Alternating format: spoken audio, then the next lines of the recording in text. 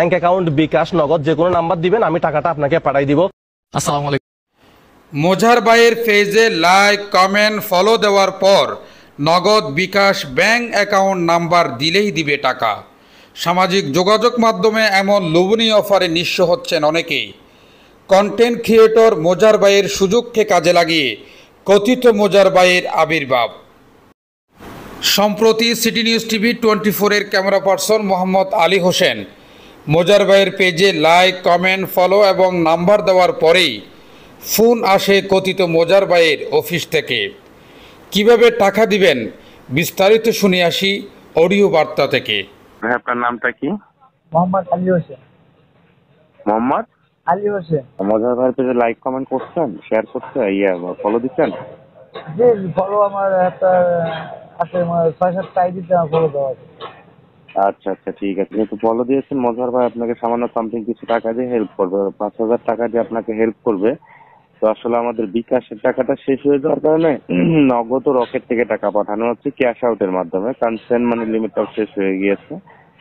তো আপনার আশেপাশে বাজার বা দোকান থেকে আপনি কি একটা রকেট এজেন্ট নাম্বার দিতে পারবেন? হ্যালো, আসসালামু আলাইকুম। ওয়ালাইকুম আসসালাম। ওয়াইডি ফাউন্ডেশন থেকে নাইট বলছিলাম স্যার। আপনি আমাদের ওয়েবসাইটে কমেন্ট করছিলেন কিছুক্ষণ আগে, আমাদের প্রতিনিধির সাথে কি আপনার কথা হয়েছে? জি জি। হ্যাঁ, সেক্ষেত্রে যে আপনাকে একটা রেজিস্ট্রেশন ফর্মের কথা বলা হয়েছে, আপনি কি রেজিস্ট্রেশন ফর্মটা কমপ্লিট করছেন না করতে যাচ্ছেন? আপনি কখন রেজিস্ট্রেশন ফর্ম করে টাকাটা নিতে পারবেন? সেক্ষেত্রে আপনাকে রেজিস্ট্রেশন ফর্ম করতে হবে 520 টাকা দিয়ে, আর আপনি এখান থেকে টাকা পাবেন 20,480 টাকা। ঠিক আছে? হ্যাঁ। এটা বাইরের দেশ থেকে এসেছে, এটা আপনাকে ডলার ভাঙিয়ে টাকাটা নিতে হবে। ঠিক আছে স্যার? আচ্ছা। হ্যাঁ, সেক্ষেত্রে আপনি কখন আমাদের সাথে যোগাযোগ করবেন? নগরীর কলসিদিঘির পার ওয়াসিল চৌধুরী পাড়া আল্লাহর দান মায়ের দোয়া টেলিকমের মালিক মিজানের দোকানে গত বৃহস্পতিবার 11 এপ্রিল 24,000 টাকার ভুয়া SMS পাঠায় কথিত মোজার ভাইয়ের প্রতিনিধি। ফোনে অপর প্রান্তে প্রতিনিধি বলেন 19,000 টাকা পাঠিয়ে দিতে। দোকানদার বোঝার পর টাকা পাঠায়নি। দেখেন, লাস্ট নাম্বার 722 থেকে 24,000 টাকা পাঠাইছি। Last number 722। হ্যাঁ, এটা হলো পার্সোনাল বিকাশ নাম্বার। এটাতে 19,000 টাকা দেন আপনি। হ্যাঁ, 01 340 340 55 55 9831 টাকা পাঠাইছেন? হ্যাঁ জি জি, লাস্ট নাম্বার 722 থেকে দেখেন 24,000 টাকা গেছে। আপনি কোথায়? আপনি এসে টাকাটা নেন। জি, আপনি আমার 24,000 আছে, ট্রানজাকশন নাম্বার লাগবে। টাকা নেবেন, টাকা পাঠাবেন, সমস্যা কি? টাকা কিনলে দরকার তো আপনার দরকার। এই মিয়া সুদান নিয়ে কথা কস। এই মাগির বুয়া, তুই আয়, তোর মায়ের সুদি খান কির বলা। ঘটনা এখানেই শেষ হওয়ার কথা। কথিত প্রতারক মোজার ভাই থেকে রক্ষা পেলেও দোকানদার মিজানের নতুন প্রতারণার ফন্দির শিকার আলী হোসেন।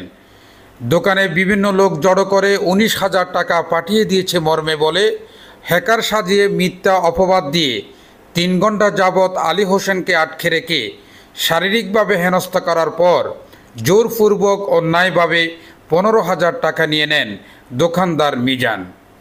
কারণ জানতেছি যে দেখলাম যে ফট করি উনি কি প্রতারণার শিকার হয়ে গেছে। একাটা কোথায় কি পাঠালে কি করলা? ও 2-3 ঘন্টার মতো ছিল। এসারে তুই যা গরিবি করলি, তুই এসারাত কা দলিলদের গান দিতে, এসারাত তুই আমরা রাইট। 15,000 টাকা নেওয়া হয়েছে, সেই 15,000 টাকা এখনো যদি আছে দিছি, আমি নিছি, স্বীকার করতে, আমি অস্বীকার করতেছি না। আপনাদের এখানে 2-3 ঘন্টা আমাকে বসায় রাখছি, টাকা দেবো তুমি 15,000 টাকা। আমি বলছি 15,000 টাকা আমি দেবো, তাহলে যদি লিগেল আপনি নিয়ে থাকেন তাহলে আপনার উপরে গজব পড়বে। যখন এই গজবের কথা বলছি তখন বলছে এই খিস্তি হচ্ছে, এই আপনি মতন নিয়ে হচ্ছে আমার মার বেডারে এসরকে ডাক দিচ্ছে। আমি লোকান আইতেছি, টাকা কেমনে নেওয়া লাগে সেটা আমি নেবো, আমার কেমনে নেওয়া লাগে স্যার আইনিয়া বসাইয়া বলতে আছে যে এই টাকাগুলো উদ্ধার করেন, 15,000 টাকা উদ্ধার করেন। এরকম কেউ আবার কেউ হইতেছে 1 টাকা আর লম্বা সরো লইছে, খুব নেতা। আমি তো এখানে জড়বাদী হয়ে গেছে। এখন আমার এই এক কথায় আমি কোনো কথা বলি না, আমি এখানে সিজন পড়ে গেছি, মানুষের ব্যাপার আছে। এখন এ কইতেছে নিচে বসো, আমি নিচে বসবো কেন? হ্যাঁ হেনস্তা আমি অনেকবার করছি নিচে, আমার খুব নিচে বসেছে এরা, মানে ও কইতে আছে, ইচ্ছা কইতে আছে এই ছেলেরা দেখাই দেন। হ্যাঁ এ বলতে আছে টাকা যখন নেওয়া লাগবে তাহলে আমরা নিতে আসি, এখানে নিচে পড়। আমি নিচে পড়বি, আমি কি চোর? আমি কি চোর? নিচে তোর বসতে বসে হাত ধরে টান দিয়ে 2 চর। এখানে সিসি ক্যামেরা আছে, আমি যদি মিথ্যে তো কই এখানে সবাই জুতা আমি লোক গালে। এই ঘটনা সামাজিক যোগাযোগ মাধ্যম সহ বিভিন্নভাবে জানাজানি হলে 5 দিন পর স্থানীয় মহানগর যুবদলের সাবেক যুগ্ম সম্পাদক মোহাম্মদ তাজউদ্দিন ও বন্দর থানা যুবদলের সাবেক মেম্বার সেক্রেটারি মোহাম্মদ নিজামুদ্দিন, দোকানের জমিদার মোহাম্মদ কাদের ও সিটি নিউজ টিভি 24-এর টিম এলাকার গণ্যমান্য ব্যক্তিবর্গের সহায়তায় 15,000 টাকা উদ্ধার করে ভিকটিমকে বুঝিয়ে দেওয়া হয়।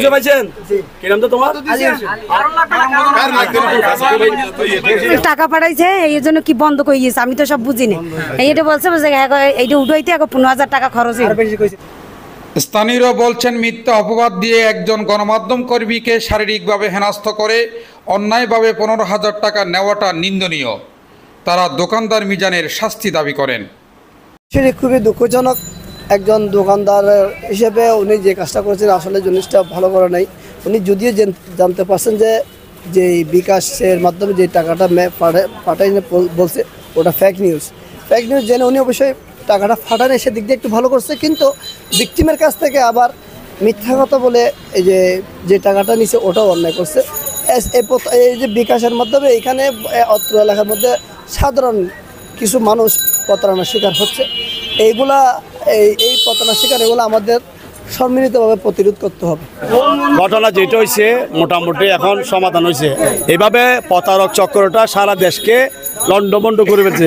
সদা করে নিছে, সদাগর দোকানদার নিছে, তো 15,000 নিছে।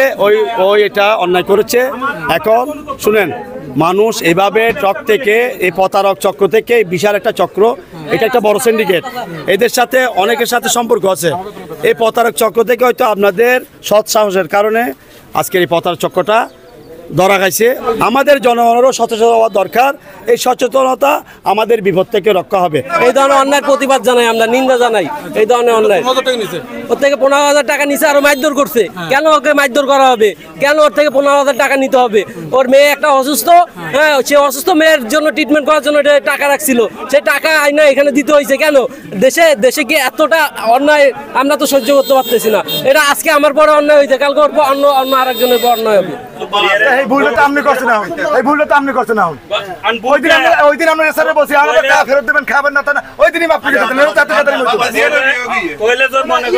হেলে তো এত গ্যাদারিং হইতো না। তারা আমিও বলছি ওরে আমি চিনি।